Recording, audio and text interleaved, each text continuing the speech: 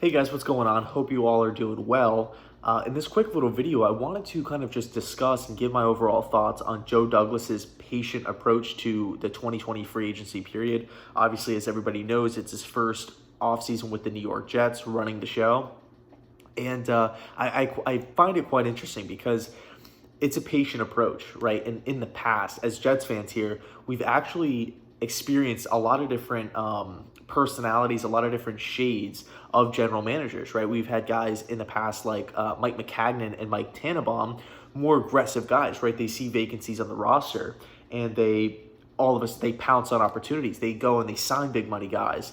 They trade away picks. They do whatever they can to acquire talent immediately, right? Quick fixes, band-aids, right? In like regards to Mike Tannenbaum, it's like, oh, what do we need? We need wide receivers. We need running backs. Let's sign LaDainian Tomlinson.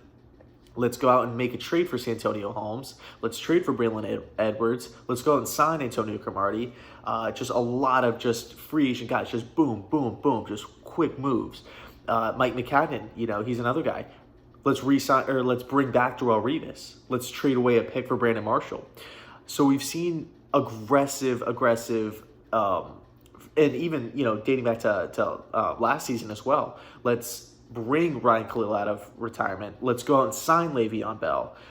Big money guys just giving away money. And then we've had another general manager. I don't know if you guys remember him, John Idzik. He was kind of like the middle, like the pivoting point in between the two, Tannenbaum and McCagnon. He was kind of the guy in the middle that did absolutely nothing.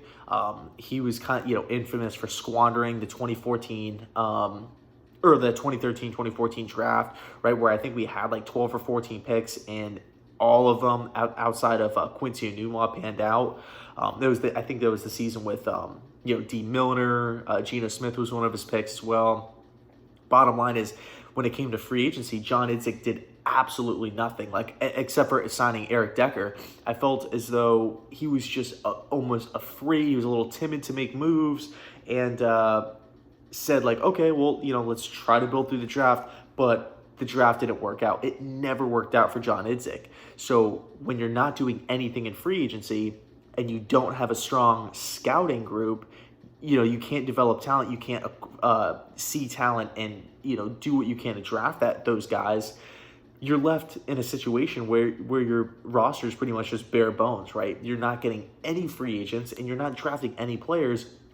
How good of a roster are you actually going to have? But when it comes to Joe Douglas, and by the way, I just kind of want to throw this in there as a quick little disclaimer for John Idzik.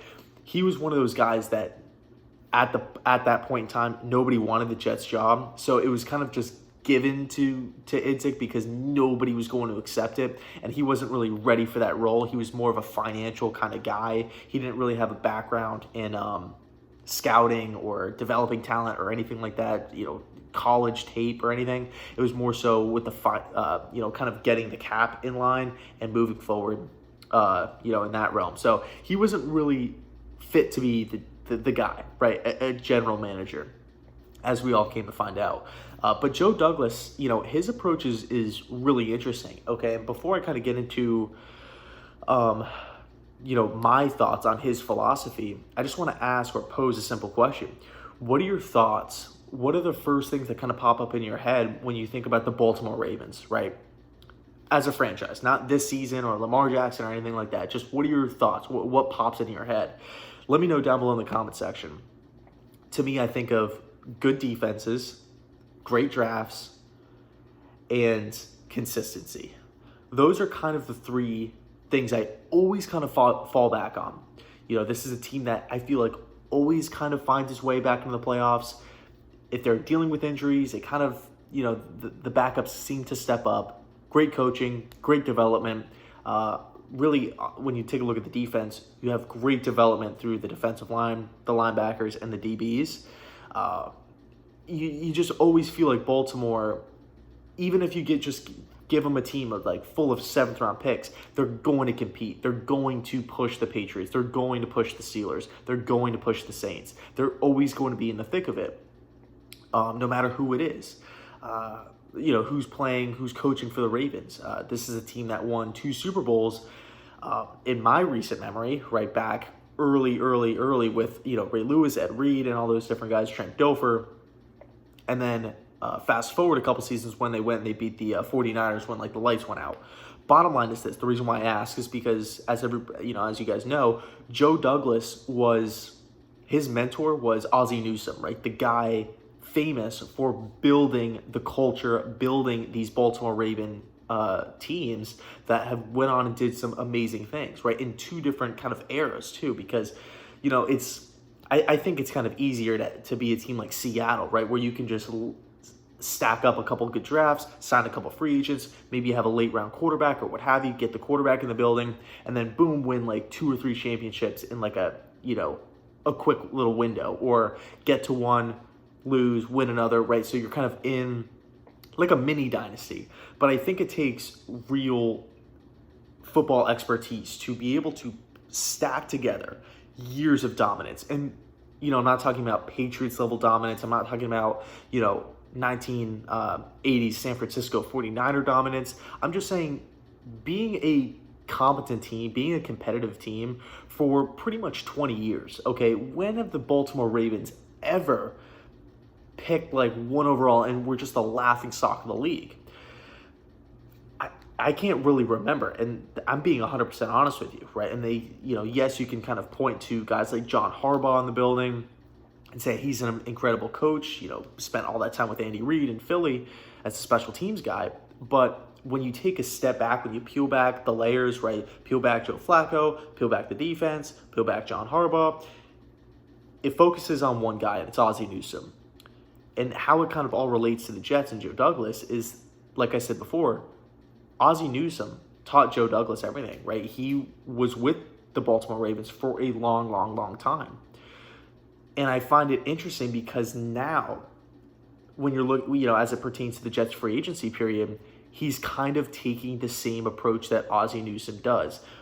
The Ravens never just throw cash at big money guys and just hope they pan out.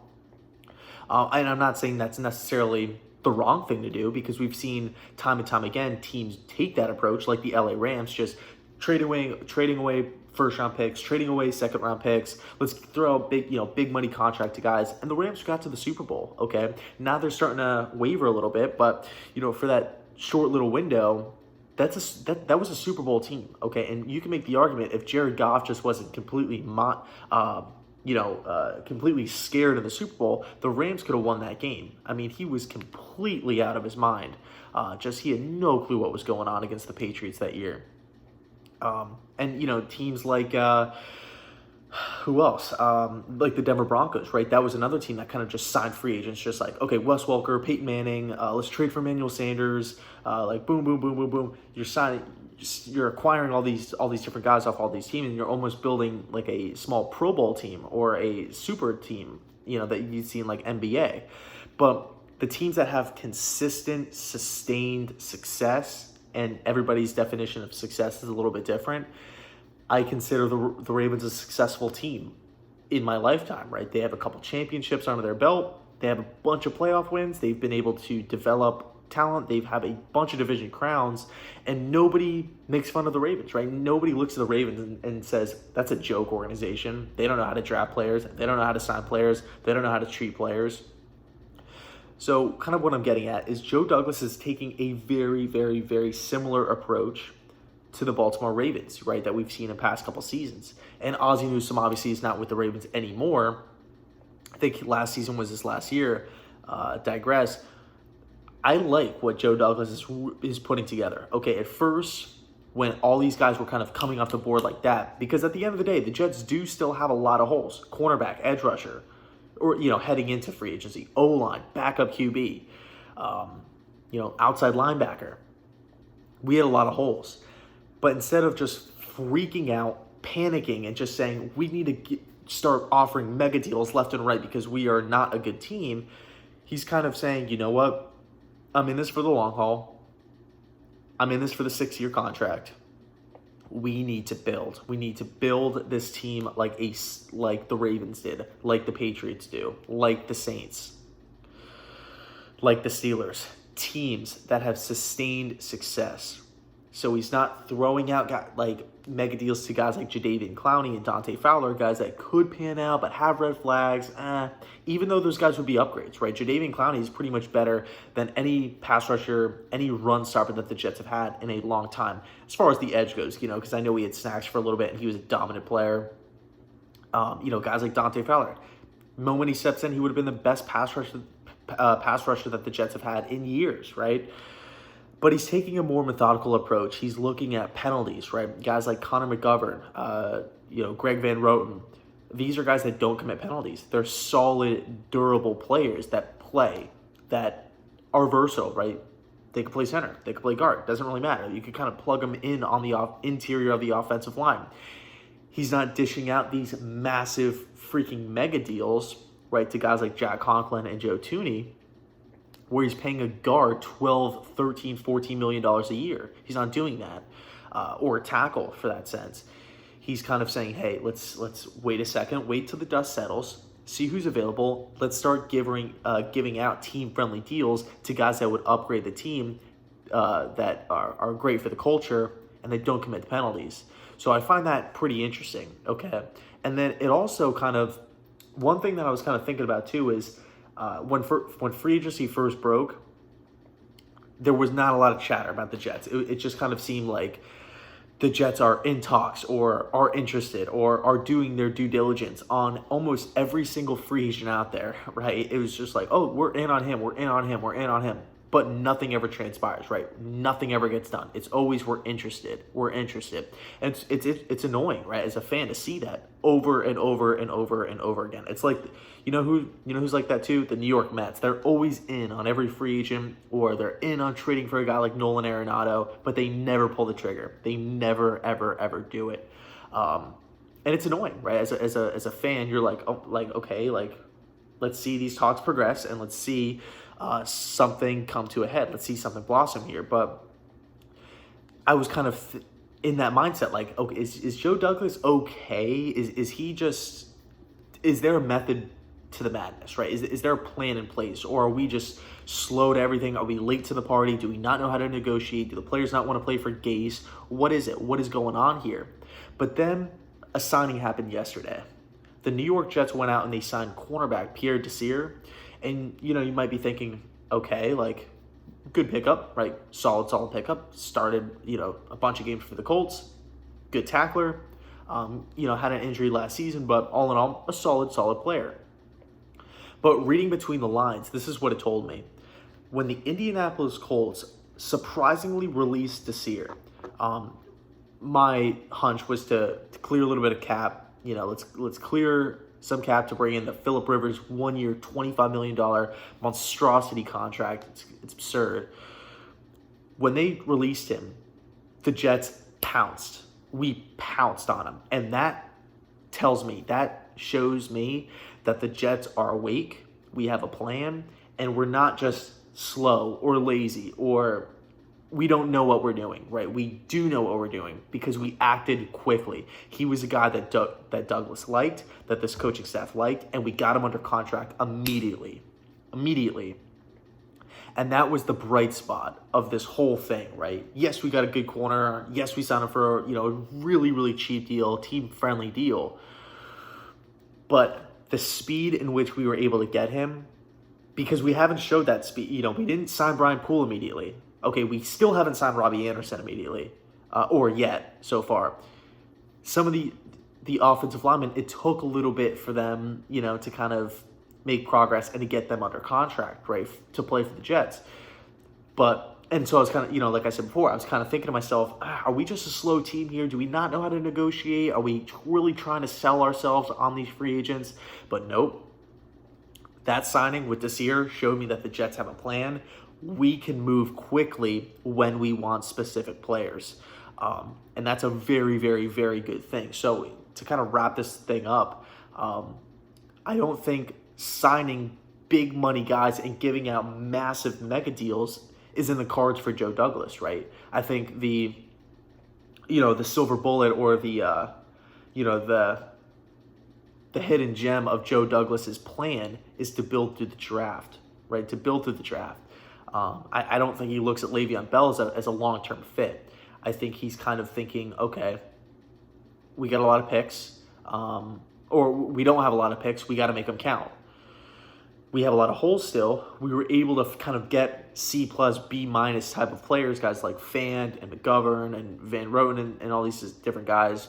But also another point I want to bring up, when you take a look at these deals, there are a lot of like 1-year contracts, and when they're not just a 1-year deal like Poole or Desir, they're like a 2-year deal with like, not a lot of money guaranteed up front, right? Or like what, like they can basically get out of these deals pretty easily, right? Unscathed.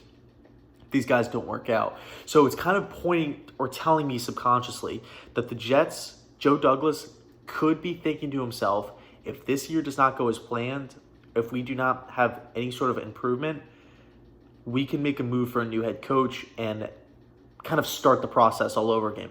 Have a lot of cap room for the new head coach in his first season. Because, I know there's a lot of reports that Douglas and Gase like each other and they're kind of on the same page, but I don't know. The moves are telling me otherwise, okay? When you read the tea leaves, Joe Douglas is kind of, prepping his insurance plan. And he's saying, you know what? If we're not as good next season, we can get out of a lot of these deals and have a lot of cap room for the next head coach. So I'll leave it there. Let me know your thoughts. And thanks so much for watching. And as always, go Jets.